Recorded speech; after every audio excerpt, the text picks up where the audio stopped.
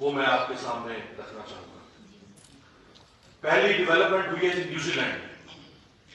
New Zealand میں قبیلہ ہے ماؤری قبیلہ, جو وہاں کا انڈیجنس ٹرائب ہے. جب نیوزی لینڈ ایک کلونیل دور سے گزر رہا تھا, نو آبادیاتی دور سے, تو ماؤری قبیلے کے اوپر جو کلونیل رجیمز تھے انہوں نے مظالم کیے. آج سے 2 ہفتے پہلے نیوزی لینڈ کی پارلیمنٹ نے ایک بل پاس کیا ہے. ابھی بٹ صاحب کے ذکر سے مجھے یہ واقعہ یاد آیا, جو پارلیمنٹ کے تقدس اور تقریب کی بات کر رہے تھے. نیوزی لینڈ کی پارلیمنٹ نے ایک بل پاس کیا اور اس میں انسانی تاریخ میں پہلی بار ماؤری قبیلے کے اس آبائی علاقے کا پہاڑ, جسے تارا لاکی پہاڑ کہا جاتا ہے, اس تارا لاکی پہاڑ کو انسان کا درجہ دے دیا, اس کو انسان کے برابر حقوق عطا کر دیا. کیا پاکستانی قوم اور پاکستانی عوام کی حیثیت پتھر کے حق کے برابر دے؟ کیا آج اتنا ہیچ ہو چکا ہے یہ معاشرہ؟ کیا پاکستانی عوام کے سیاسی, سماجی, آئینی, انفرادی, اجتماعی, لسانی حقوق کو ایک پہاڑ کے برابر کی حیثیت دینے کو تیار نہیں؟ اور ماؤری قبیلہ کا جو وہاں سربراہ ہے اس نے شکریہ ادا کرتے ہوئے کہا کہ آج ہمارا پہاڑ, تارا لاکی پہاڑ, یہ ظلم اور ناانصافی کی زنجیروں سے آزاد ہو گیا. دوسرا واقعہ ہوا ہے سربیا. وہاں ملوس ووسیویک پرائم منسٹر تھے. لوگ, عوام, اپوزیشن, وکلاء, سول سوسائٹی, میڈیا اس حکومت اور حکمران کی پالیسیز کے خلاف کھڑے ہوئے. 3 ہفتے پہلے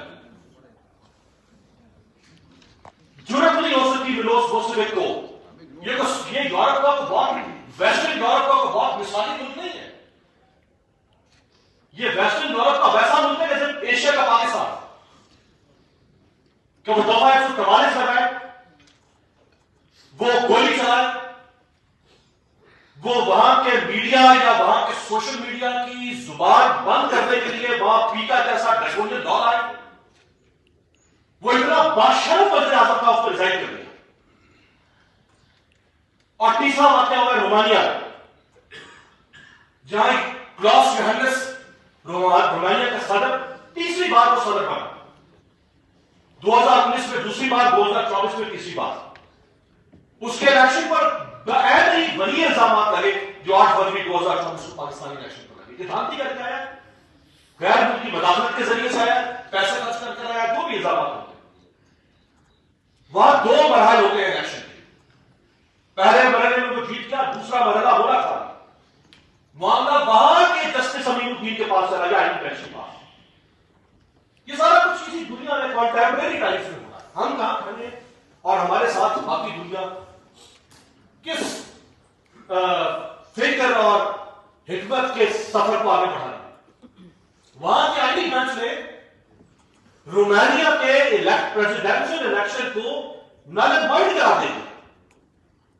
اور ابھی اس صدر کے پاس اختیار تھا کہ وہ مئی 2025 تک صدر رہ سکتا تھا, لیکن وہ اتنا باشرم انسان تھا کہ اس نے بجائے اس عدالت کے فیصلے کو رون ڈالنے, اس نے اپنی جمہوری روایات کو رون ڈالنے, اس نے سوال اٹھانے والوں کے کی گدی سے ان کے ٹینکوا دبانے کے بجائے اس نے ریزائن کیا.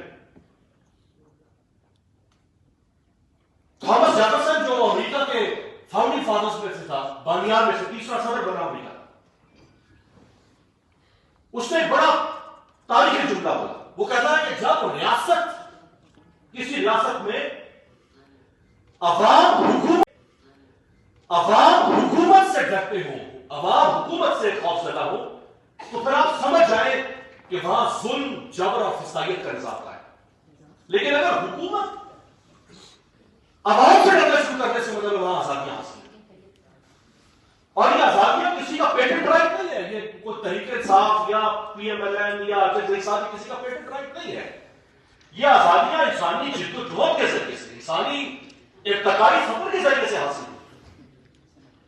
ہم ان سب کو ریورس کرنے پر تلے ہیں، اور ایسا کہت و رجال اس وقت معاشرے میں نظر آ رہا ہے، ایسا کہت و رجال کہ وہ تمام لوگ جو معاشرے جو آج سے کچھ عرصہ پہلے تک، کچھ کیا بلکہ آج سے 3 سال پہلے تک کانسٹیٹیوشنلزم کے، ڈیموکریسی کے چیمپئن بنتے تھے،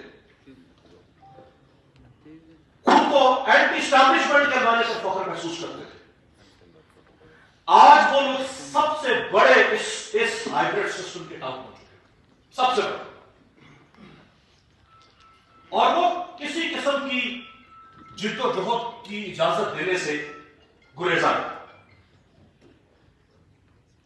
دی بالٹک وے پروٹیسٹ ہوئے اس زمانے کے سوویت یونین میں 1989 میں 3 ریاستوں کے لوگ باہر نکلے، 20 لاکھ لوگ کہے جاتے ہیں وہ باہر نکلے 1989 میں اس زمانے کی کمیونسٹ رجیم کے خلاف.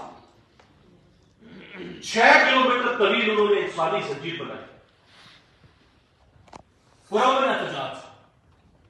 20 لاکھ لوگوں کے احتجاج میں ایسٹونیا، لیٹویا اور لتھوینیا کو حقیقی آزادی عطا ہوئی. یہ ممکن ہی نہیں ہے کہ آپ معاشرے کو بالکل سلا دیں، معاشرے کو سن کر دیں، اور پھر آپ یہ توقع کریں کہ اس معاشرے کے اندر کوئی ارتقائی عمل کبھی پیدا ہو سکتا ہے. جو لوگ اپنے حق کے لیے آواز اٹھانا نہیں چاہتے، جو لوگ کسی مسمم ارادے کو کسی تحریک میں تبدیل کرنا نہیں چاہتے، وہ پھر یہ حق حاصل نہیں کرتے کہ ان کے لیے بھی کوئی بہتری ہو سکے. بٹ صاحب ابھی ہمارے میڈیا کا ذکر کر رہے تھے پیکا لا کا. جب سقراط کو گرفتار کیا گیا